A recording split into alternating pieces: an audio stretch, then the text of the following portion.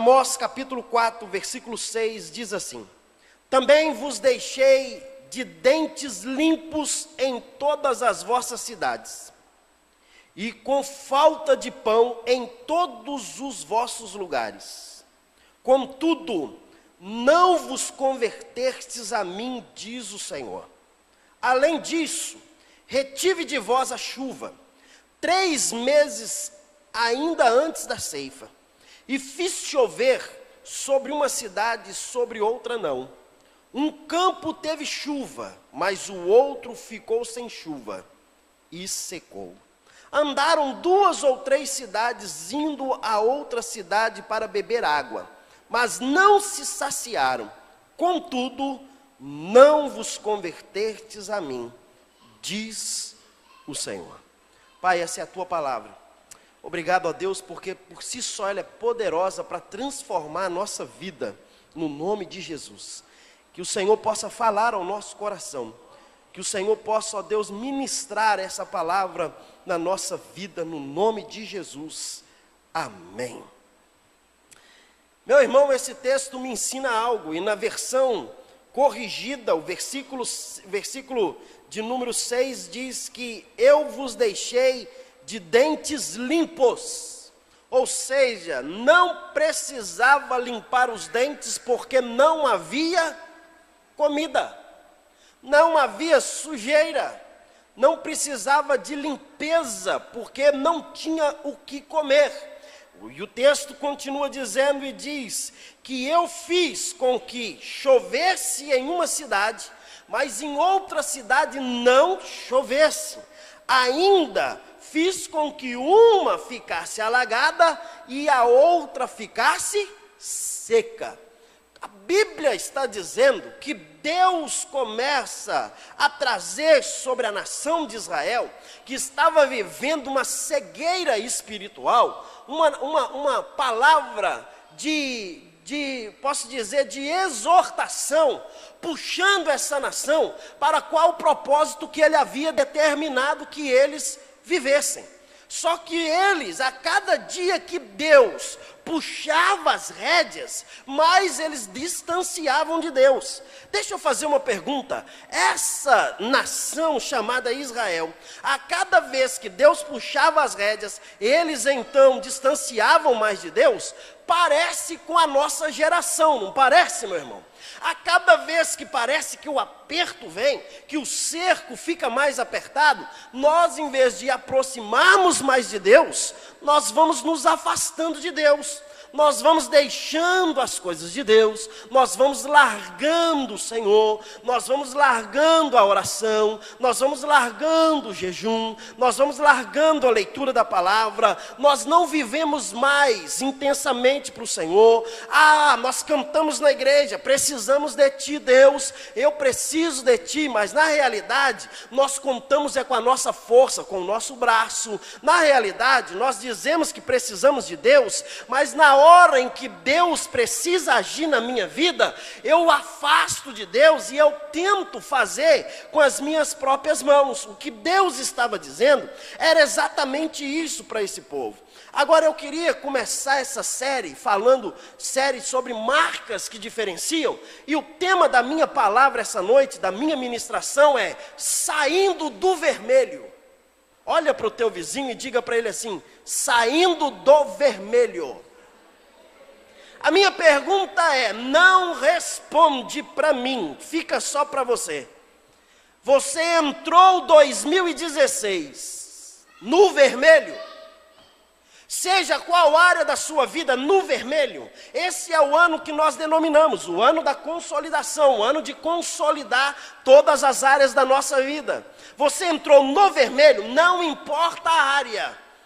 Pergunta é, você entrou no vermelho? Então, essa ministração é para você, saindo desse vermelho, sair do vermelho. Agora, o texto que nós lemos mostra muito bem essa realidade. Agora, em Malaquias capítulo 3, o versículo 18, não precisa abrir, eu vou ler alguns textos além desse aqui, mas eu queria que você deixasse a sua Bíblia aberta em Amós capítulo 4. para você entender essa palavra essa noite. Em Malaquias capítulo 3, o versículo 18, o profeta Malaquias diz o seguinte: então vereis a diferença do que serve e do que não serve a Deus, do justo e do injusto. Quando nós olhamos para esse momento de estar em vermelho, de viver uma crise, de viver essa situação, esse versículo deve fazer parte da minha e da sua história. Vereis a diferença do que serve e que não serve. Quem serve a Deus, ele pode até, meu irmão, estar vivendo no vermelho, mas a sua vida espiritual é azulzinha. Não, acho que você não entendeu, eu vou repetir tudo de novo. Pode ser que ele está entrando o ano de 2016, financeiramente, familiarmente, pode ser que ele esteja vivendo algumas situações e está vermelho, mas a vida espiritual, o dia a dia com Deus, a comunhão com Deus tem que ser azulzinha. Por quê, pastor? Porque é exatamente isso que vai determinar a história, que vai determinar o período, o tempo da sua vida em 2016. E deixa eu dizer algo para você: 3 meses é os meses da diferença. Olha para o seu irmão aí e fala assim: 3 meses. São esses 3 meses que fazem toda a diferença na sua vida para o restante do ano. Pastor, por que o senhor está dizendo isso? Primeiro, no Brasil é considerado que o Brasil começa a andar depois do Carnaval. Geralmente, isso vem exatamente depois de 3 meses. Carnaval, Semana Santa, começa a andar o Brasil. Os estudiosos dizem que nós, eu e você, seja qualquer um que está aqui, nós pagamos impostos em qualquer coisa que compramos e pagamos durante 3 meses. Tudo que compramos durante 3 meses é apenas imposto que estamos pagando para o nosso governo. 3 meses são determinantes para a vida. Se 3 meses é determinante para esse momento, para essa história, então a palavra de Deus sempre nos ensina da diferença daquele que observa a vontade de Deus e daquele que teme a Deus. Porque, meu irmão, observar a vontade de Deus e temer a Deus é totalmente diferente. Viver a palavra e temer a Deus pode ser igual, porque quem vive tem temor. Mas observar a palavra não significa vivê-la. Então nós precisamos viver essa palavra. Daquele que está preocupado e daquele que não está preocupado. Daquele que está dando valor à sua própria vida e aos prazeres da carne. E daquele que está querendo oferecer a Deus o melhor para Deus. E se estamos no mesmo mundo, sob as mesmas leis naturais, e a Bíblia diz que Ele, o Senhor, derrama chuva sobre bom e mal, Ele faz o sol nascer sobre justo e injusto, Ele abençoa aquele que é santo e aquele que não é. A Bíblia está dizendo que esse tempo é um tempo para todos nós, mas eu e você, que queremos viver um ano melhor, um ano de consagração, um ano de vida a Deus, nós precisamos fazer a diferença nesses 3 primeiros meses. Porque é exatamente esses meses que vão fazer com que eu e você tenhamos mais a proximidade de Deus, a aproximação a Deus, estar mais junto dEle. O texto de Amós disse que ele vai derramar as suas chuvas sobre um campo, mas sobre outro não. O texto de Amós está dizendo que ele iria fazer com que as bênçãos descessem do trono e viesse para um povo e para o outro não. Mas para qual povo que essas bênçãos iriam descer? Para qual povo que essas bênçãos iriam acompanhar? Para aqueles que convertessem o seu caminho a Deus. Porque o texto diz: eu fiz que secasse uma cidade, eu fiz que outra fizesse chuva, mas vós não convertestes ao Senhor, diz o Senhor dos Exércitos. Eu trouxe a peste, eu trouxe a mortandade, eu trouxe a seca, mas vocês não se converteram a mim. Era o que ele está dizendo. Quando nós olhamos, e eu olho para esse texto, eu vejo que se eu quero viver um ano de 2016 debaixo da bênção de Deus, eu preciso converter o meu caminho, a minha história, a minha vida ao Senhor. Quantos concordam comigo? Pode dizer um amém? E os 3 primeiros meses do ano são decisivos para que isso aconteça, pois o restante do ano inteiro vai depender desses 3 primeiros meses de caminhada que você fizer. Tem gente que ele começa bem, não é verdade? Mas o fim, ele termina mal.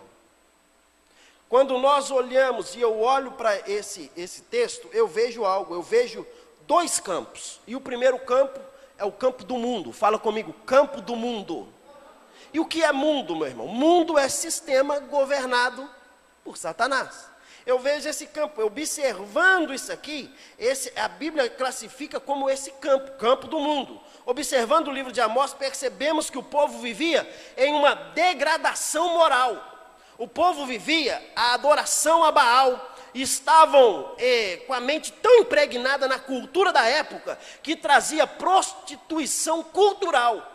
Eles estavam envolvidos em alcoolismo, eles estavam envolvidos em bruxaria, eles estavam envolvidos em violência, eles estavam envolvidos em uma grosseira sensualidade, pornografia, prostituição. Era homem com homem, mulher com mulher, e por aí afora vai. E aí eu pergunto para você, esse povo tem alguma diferença do povo dessa geração de hoje?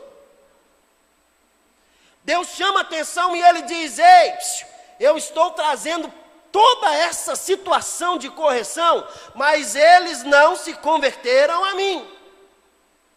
O texto diz: eu derramei chuva sobre uma cidade, sobre outra não. No nosso Brasil, meu irmão, quantas cidades hoje estão debaixo d'água? E muitas não tem uma gota de água.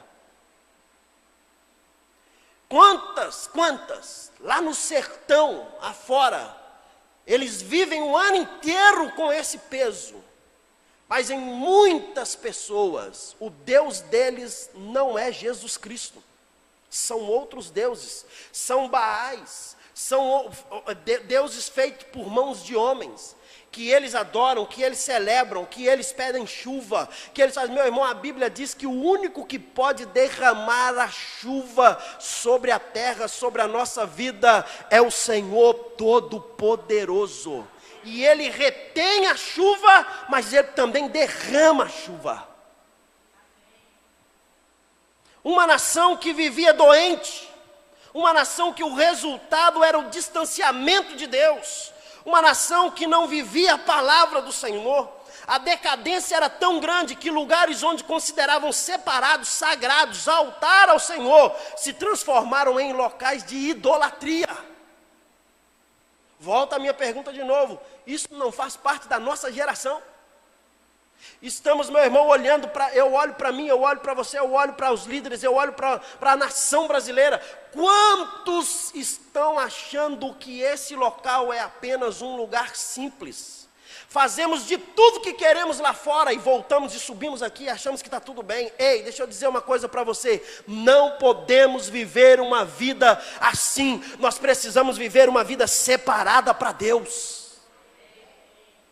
Quer ter as bênçãos de Deus? Quer ser abençoado pelo Senhor? Você precisa, meu irmão, sacrificar a sua carne.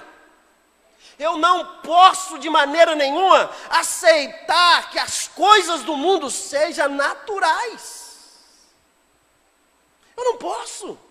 Eu não posso aceitar que tudo é normal. Eu não posso aceitar que homem com homem está normal. Eu não posso. Eu não posso aceitar que uma mulher com uma mulher está normal. Não, meu irmão. Isso é abominação aos olhos de Deus. É por isso que Ele derrama chuva sobre uma cidade, sobre outra não. Para quê? Para ver se eu e você nos convertemos totalmente a Ele. Mas a gente não converte. Mas Ele tem tanta misericórdia que Ele vem e ainda nos socorre. Quantos passaram um ano, a virada do ano, poucos dias atrás, há 6 dias atrás, dizendo: esse ano a minha vida vai ser diferente, vai ser melhor, eu vou fazer isso, eu vou fazer aquilo, e na realidade, nesse exato momento, continua fazendo as mesmas práticas, as mesmas coisas. Deus nos chama para viver uma vida separada. Deus nos chama para viver uma vida santa. Deus não quer um povo, uma igreja doente. Deus quer uma igreja, Deus quer um povo sarado. Deus quer alguém que anda de cabeça erguida, que não tem do que se envergonhar. Deus quer alguém, um povo, que quando maneja a palavra, maneja com fidelidade a Ele, maneja bem a palavra. Deus quer, meu irmão, que eu e você sejamos verdadeiros discípulos dEle. Deus quer. Agora, para isso acontecer, nós precisamos corrigir algumas áreas da nossa vida, e eu quero falar rapidinho. Primeiro, o que atrai sequidão na nossa vida? O que atrai essa sequidão? Chove, mas não chove. Agora, para o lado espiritual. Porque algumas pessoas recebem a bênção de Deus e outras parece que não. Parece, eu disse parece. Porque todos nós recebemos a bênção de Deus. Por quê? Por que nós olhamos para um e nós achamos que ele é mais abençoado do que o outro? Não é que ele é mais abençoado, é que ele tem mais intimidade com aquele que tem para dar. Não, acho que você não entendeu, eu vou repetir de novo. Ele tem mais intimidade com aquele que tem para dar. Olha para o teu vizinho, fala com ele assim: você precisa ter intimidade com o dono do ouro, com o dono da prata, que ele vai te dar. Tem que ter intimidade, só pode receber algo quem é íntimo. Quem não tem intimidade, meu irmão, não recebe. Agora o texto diz, o que nos atrai? O que atrai essa sequidão nesse campo chamado nossa história? É que nós, em primeiro lugar, é que nós não nos importamos com a palavra de Deus e o que ela nos orienta. Estamos pouco lixando para o que a Bíblia está dizendo, gente. Não é verdade? A gente não está se importando com isso. A gente está se importando com o nosso próprio umbiguinho, olhando para nós. A Bíblia nos ensina: reparta o pão. Nós não estamos importando se o irmão está comendo. A Bíblia nos ensina: amai-vos, e nós não estamos importando se ele precisa de um abraço. Esteja próximo, nós não estamos importando. É eu e eu e eu, louvado seja eu, bendito é o meu nome sobre toda a terra. É eu. E na verdade Deus está dizendo: não é isso, eu quero que vocês façam algo, eu quero que vocês se importem com a minha palavra. Olha o versículo 6, na versão corrigida diz assim, ó: por isso vos dei limpeza de dente em todas as vossas cidades, e vos deixei com falta de pão, contudo não vos convertertes a mim, diz o Senhor. A palavra de Deus não era observada, a palavra de Deus não era desejada pelo povo daquela época, pois eles queriam ouvir apenas a voz do profeta. O que o profeta está dizendo? Isso basta. Gente, eu não tenho nada contra profeta, eu creio que Deus usa, eu creio que Deus fala, eu creio que Deus estabelece, eu creio que Deus traz uma palavra, uma profecia para mim, uma profecia para você. Mas deixa eu te dizer algo, eu creio na maior profecia, que é a Bíblia Sagrada. É isso aqui, gente. Em primeiro lugar é a palavra. O que vai mudar a minha vida não é uma palavra, uma profecia de alguém. O que vai mudar a minha vida é eu andar dentro dessa palavra que foi estabelecida por Deus. É tão bom a gente ouvir uma palavra de conforto, não é verdade? É bom. É horrível ouvir uma palavra de confronto. Mas para que a gente possa viver os determinados meses que nós viveremos, nós precisamos fazer com que a nossa vida pare de ser seca. Eu não posso continuar seco. Pão significa não só a falta de suprimento, de escassez, mas pão significa a falta da palavra. Eu deixei vocês limpos de dente, não tem pão. Tem gente por aí afora que já está limpinho espiritualmente, não tem palavra.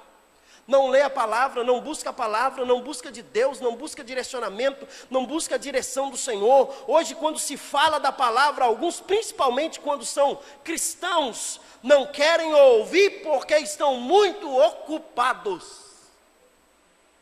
Seja sincero, meu irmão, você já observa, na hora do louvor é uma maravilha. Você fica aí 40 minutos, meia hora em pé, adora, bate palma, levanta, dá pulo, é uma maravilha. E não dá vontade de ir ao banheiro e não dá vontade de beber um copo d'água. Mas na hora que começa a palavra, ai que sede. E aí começa, levanta, vai lá e volta. Ei, deixa eu te ensinar algo. Senta e fica quietinho. Porque o que vai determinar na sua vida é essa palavra. A fé vem pelo ouvir, ouvir a palavra. Eu fico pensando, tem gente que vem para o culto e ele tem coragem de abrir Facebook no culto. E fica mexendo no Facebook. Igreja, você pode até ter, meu irmão, a Bíblia aí no seu smartphone, no seu tablet, no seu iPhone, não tem nenhum problema nesse tempo, nessa nova geração, é maravilhoso, precisamos ter, você pode ter, não tem nenhum problema, mas é importantíssimo, quando você vir para a igreja, compra uma Bíblia, pelo menos desse tamanho ou maior, e vem pela rua segurando ela para dizer para essa geração, eu sou temente a Deus e eu carrego a minha Bíblia. Não tenho nada contra, a minha está aqui, eu tenho. Mas eu preciso, meu irmão, mostrar quem eu sou. Tem gente que não carrega porque ele tem vergonha. Porque não observa a palavra. Deus está dizendo, olha, eu quero que você observa. Isso é pão para a sua vida, isso é pão para a sua história. Eu quero mudar a sua vida, eu quero mudar você. Não esteja ocupado demais para ouvir a minha palavra. Houve um tempo que Jesus contou uma parábola e ele disse assim, vai lá, convida os homens, as mulheres, convida a sociedade para vir para uma festa que eu vou dar, de uma bodas do meu filho. Vai lá e convida. Eles convidaram. No dia da festa ninguém apareceu. Jesus disse assim, que aquele senhor, aquele fazendeiro, mandou o servo ir lá e convidar de novo. Quando chega, um disse assim, não, eu comprei um campo e estou indo vê-lo. O outro, não, eu me casei. Será que naquele dia ele já estava marcado para casar? Porque ele não disse, o dia que ele recebeu o convite, ele disse, a Bíblia diz em Mateus capítulo 22, que ele marcou que iria, mas ele não foi. Gente, nós estamos assim. Nós estamos assim, estamos marcando e não estamos cumprindo aquilo que marcamos. Não estamos determinando aquilo que precisamos. Toda a diferença na sua vida vai ser o que você fizer. Olha para o seu irmão, diga para ele de novo assim, o que você fizer vai determinar a sua história. É o que você fizer, gente. Aí sabe o que Jesus disse? Que aquele homem voltou e disse assim, vai lá, pega os aleijados, pega os coxos, pega todo mundo, aquele que não tem valor nenhum, aquele que está fora da sociedade, aquele que está desprezado, traz para cá. E tem uma coisa, aqueles que rejeitaram ouvir a minha palavra, nunca mais eles entrarão nas minhas bodas. É tempo de darmos ouvido à palavra de Deus, meu irmão. É tempo de darmos ouvido à palavra. Ei, se tem alguma coisa na sua história que está seco, que está precisando dessa chuva, que está precisando desse derramar de Deus, hoje é a noite de você mergulhar nesse rio no nome de Jesus. Mas você precisa, o que traz sequidão na nossa vida em segundo lugar, é que abandonamos Deus que é fonte da água viva para buscar em vários lugares uma água que não sacia a nossa sede. Abandonamos Deus que é uma água viva e buscamos água em lugares que não matam a sede. Amós capítulo 4, veja o versículo 8 diz, andaram 2 ou 3 cidades, indo outra cidade, indo de uma para outra para beber água, mas não se saciaram, contudo, não vos convertestes a mim, diz o Senhor dos Exércitos. Está com sede, mas ainda não vem. Está com vontade, mas ainda não vem. Jesus se levanta e ele diz assim no último grande dia da festa: ei, eu sou a água viva. Quem tem sede, vem a mim e beba. Agora tem uma coisa: quem beber dessa água, do teu interior fluirão rios de águas vivas. Põe a mão no seu ventre aí, meu irmão. Há uma fonte inesgotável aí dentro, que não seca. Agora, Jeremias capítulo 2, versículo 3, Deus trouxe uma palavra para o povo dizendo: porque dois males esse povo me cometeu, o meu povo fez a mim dois males, a mim me deixaram um manancial de águas vivas e cavaram cisternas rotas que não retêm águas. Fizeram dois males, me deixaram e ainda foram cavar cisternas. Não era para cavar cisterna, era apenas para usufruir da água viva que era o Senhor. Tem tempo que nós estamos trabalhando e fazendo esforço, mas Deus está dizendo: eu não quero que você faça isso. Eu quero que você usufrui apenas daquilo que eu tenho para te dar. Deus não está querendo, meu irmão, muito de mim e de você. Deus não está querendo coisa mirabolante da minha vida e da sua vida. Ele está querendo apenas uma coisa: que eu seja obediente à sua palavra. Só isso. E ele diz: olha, cavaram cisternas rotas, furadas, que não retém água. Que não tem água. Quantas vezes somos assim? Quantas vezes estamos secos, estamos querendo exatamente isso. Deixamos, tem um vazio aqui dentro. E aí eu vou lá no bar, porque lá no bar vai preencher o meu vazio. Aí eu vou lá no motel, porque no motel vai preencher o meu vazio. Aí eu vou lá para a zona boêmia, porque lá vai preencher o meu vazio. Naquele momento preenche. É uma cisterna, pode até ter água, mas depois virá desilusão. Quantas pessoas hoje, nesse exato momento, estão, meu irmão, perdidas por causa de uma única coisa: porque não tem essa palavra no seu coração. Mas você está no melhor lugar que você possa estar. A casa chamada casa de Deus.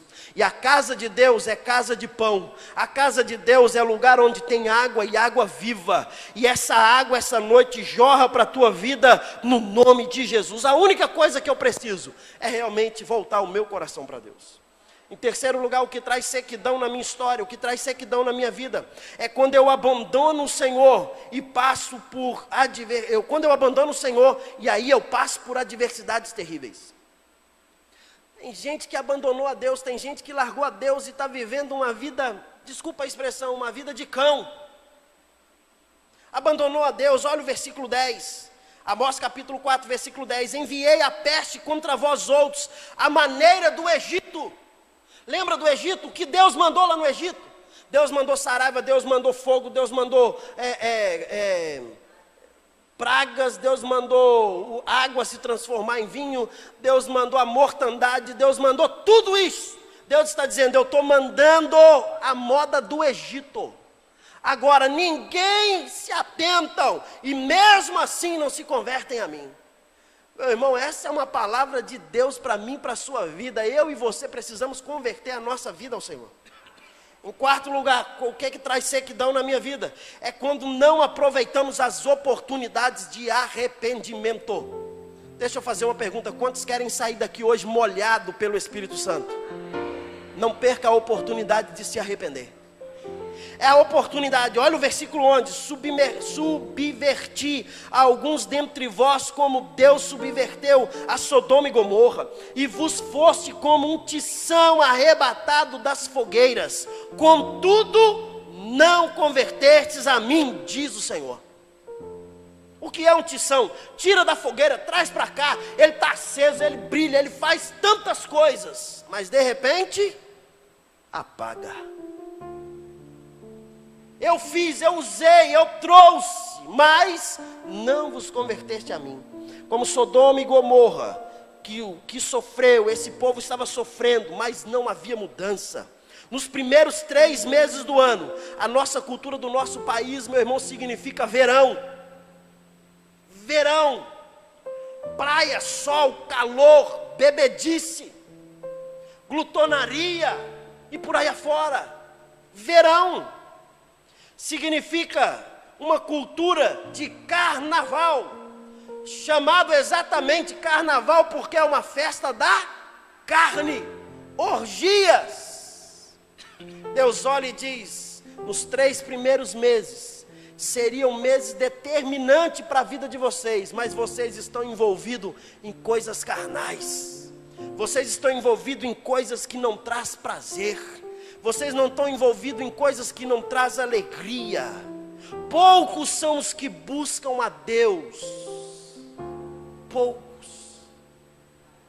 Mas o segundo campo, para que eu possa terminar, e esse campo é para a sua vida e para a sua história hoje, é um campo chamado de campo da santidade.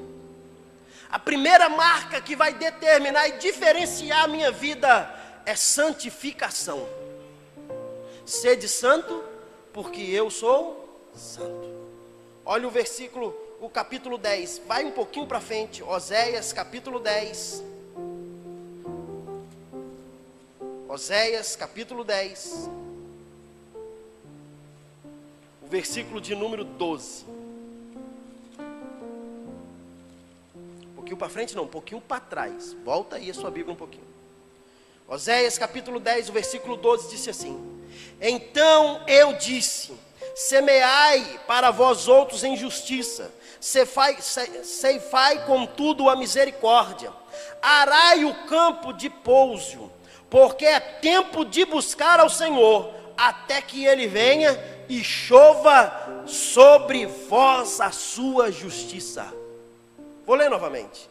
Então eu disse, semeai para vós outros em justiça, ceifai segundo a misericórdia, arai ao campo de pouso, porque é tempo de buscar ao Senhor, é tempo de buscar ao Senhor. Fala comigo, é tempo de buscar ao Senhor. Um dedo de profeta para esse irmão e diga para ele, é tempo de você buscar a Deus, mano. É tempo de buscar ao Senhor. O que a santificação traz na minha vida? Se é tempo de buscar a Deus, se é tempo de buscar ao Senhor, a santificação vai trazer algo primordial nesses 3 primeiros meses. Primeiro, ela traz prosperidade de maneira espantosa e permanente. Quem quer ser próspero aqui? Por quê, pastor? Porque nos marcará para o restante do ano. Segundo 1 Crônicas capítulo 13, versículo 14 diz assim: Assim ficou a arca de Deus com a família de Obed-edom 3 meses. Quantos meses? Quantos meses, gente? 3 meses. Olha o que diz o texto. E o Senhor, fala comigo, e o Senhor abençoou a casa de Obed-edom e tudo, fala comigo, tudo. O que é tudo, gente? Um bom mineiro, tudo é tudo, ai. O que é tudo? Tudo. E Deus o abençoou, tudo o que ele tinha. 3 meses faz uma diferença na sua história. 3 meses faz uma diferença para o restante do ano.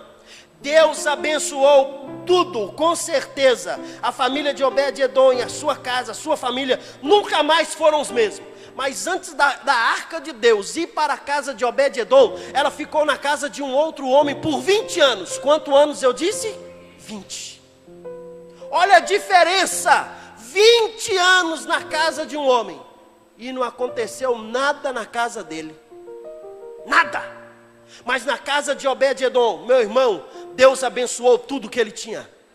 Deus abençoou tudo que ele tinha. Ele tinha uma família próspera. Ele tinha uma despensa abençoada. Ele tinha uma conta abençoada. Vamos transportar para os nossos dias de hoje. Se Deus está dizendo que abençoou tudo o que tinha, Ele vai abençoar tudo o que você tem. Tudo que você tem é seu carro, sua casa, sua família, sua empresa, seus negócios, seu trabalho, sua conta bancária. Tudo que você tem pode ser abençoado nesses 3 meses. A diferença está aí, meu irmão.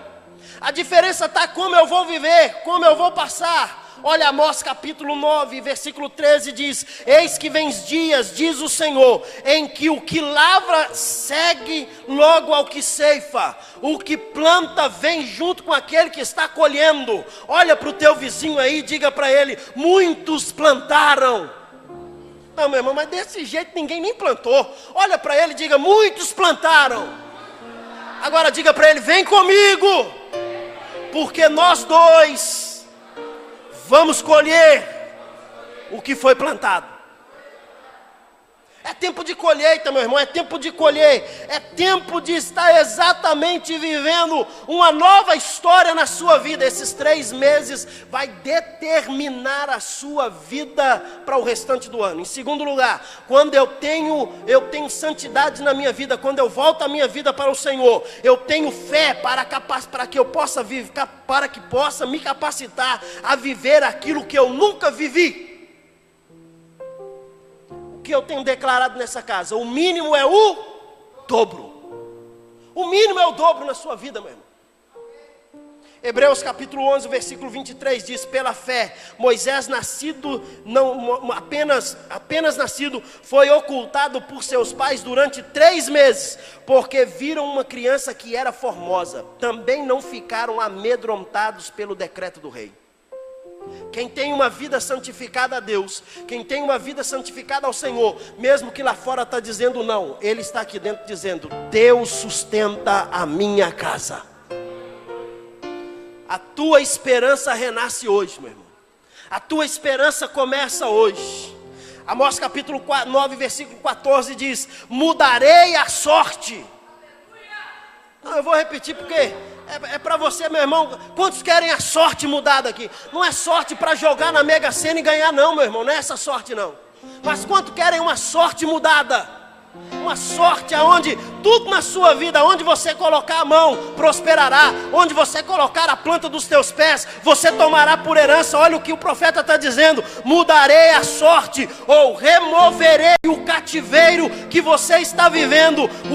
O meu povo reedificarão as cidades assoladas, e nelas habitarão, plantarão vinhas, herdarão do seu vinho, farão pomares e comerão dos seus frutos. O que Deus está dizendo, meu irmão? Deus está dizendo que é um novo tempo, uma nova história para a minha vida. Deus está dizendo que é uma nova caminhada para mim. Esses 3 meses, meu irmão, vai determinar quem você será o ano inteiro. Lá no mundo, festa da carne. Aqui dentro, festa do Espírito. Lá no mundo, orgia. Aqui dentro, oração. Lá no mundo, disse-me disse. Aqui dentro, união. Lá no mundo, fofoca. Aqui dentro, comunhão. Lá no mundo não tem jeito. Aqui estamos consolidando a nossa vida a cada dia, a cada momento. Terceiro e último. Pastor, se tiver santificação na minha vida, o que acontece? Eu vou ter ousadia para profetizar, para declarar as promessas de Deus, que Ele me prometeu, em qualquer circunstância que eu viva. Em qualquer. Eu não sei como vai a sua história. Eu não sei como vai você. Eu não sei o que você precisa. Eu não sei o que está precisando do seu coração hoje. Mas eu sei de algo. Você tem ousadia para profetizar na sua vida que o melhor de Deus está por vir. Atos capítulo 19, versículo 8 diz assim: durante 3 meses, quantos meses? Quantos? 3 meses. Durante 3 meses, Paulo frequentou a sinagoga, onde falava ousadamente, dissertando e persuadindo com respeito ao reino de Deus. Paulo, durante 3 meses, estava dentro da casa de Deus anunciando a palavra. Meu irmão, pastor, o que o senhor está querendo com isso tudo? E eu encerro. É que eu quero desafiar você. Esses 3 meses, é os 3 meses da estação verão.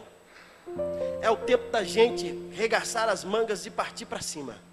É o tempo de plantar, porque depois de março virá a colheita. Quantos me dá mais 2 minutos aí para mim falar só de mais um e encerrar? Quando tenho santificação na minha vida, quando há santificação em mim, acontece algo. Eu tenho a plena manifestação do Espírito Santo e do seu poder na minha história. Eu tenho. Lucas capítulo 1, versículo 41 diz assim: ouvindo esta, a saudação de Maria, a criança lhe estremeceu no ventre. Então Isabel ficou possuída, fala comigo, possuída pelo Espírito Santo. O versículo 56 diz: Maria permaneceu cerca de 3 meses com Isabel e voltou para casa. Quando Maria estava grávida de Jesus, ela visita Isabel, sua prima. E quando ela chega, ela fica lá 3 meses. Quantos meses?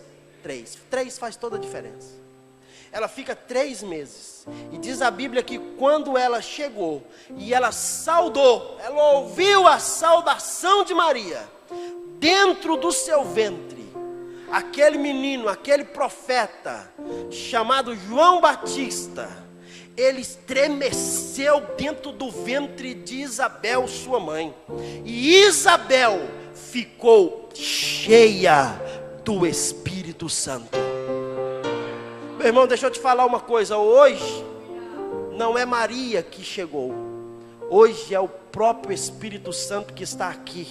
E ele está dentro de você, para que você seja cheio, para que você viva uma vida de intimidade a Ele, para que você viva uma vida cheia do Espírito Santo. Quantos querem viver essa vida? Marcas que trazem diferença, marcas que diferenciam. A primeira marca que vai diferenciar a minha vida no ano de 2016 chama-se santificação. Sede santo, porque eu sou santo. Fique em pé no seu lugar.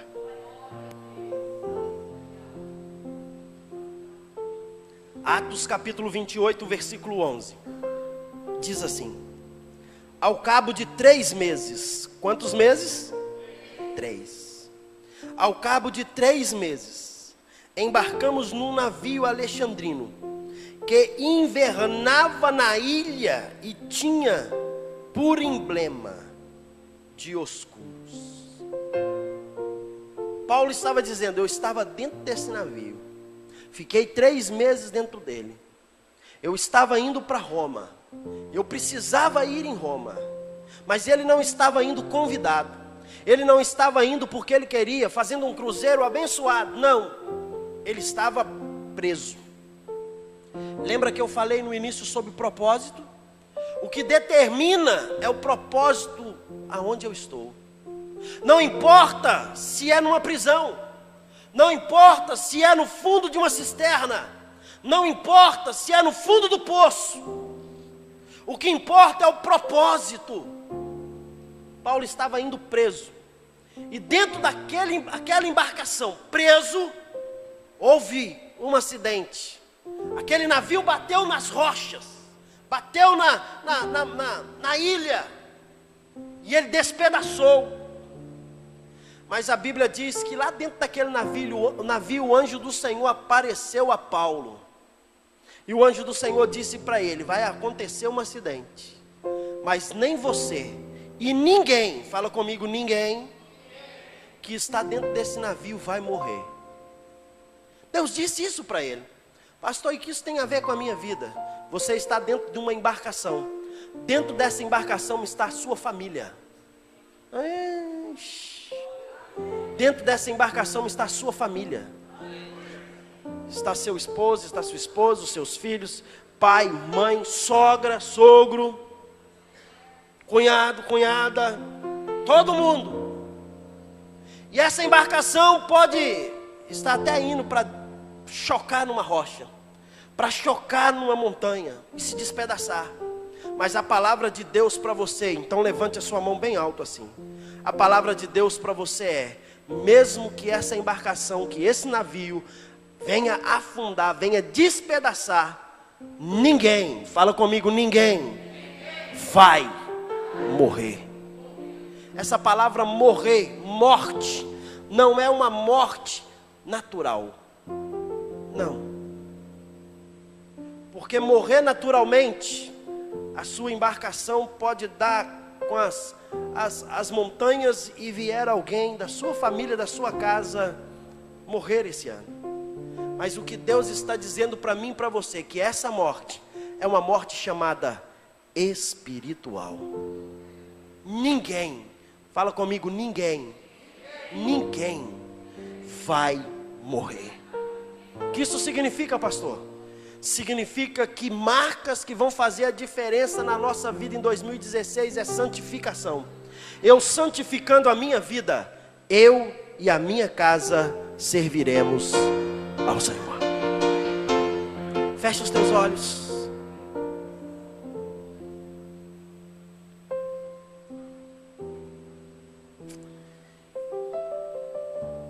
Pai, nós te adoramos. Nós celebramos o teu nome no dia de hoje, Deus. Nós celebramos a ti, Deus. Ó Deus, e esses 3 meses será determinante na minha história. Esses 3 meses, Deus, será determinante na minha vida. No nome de Jesus.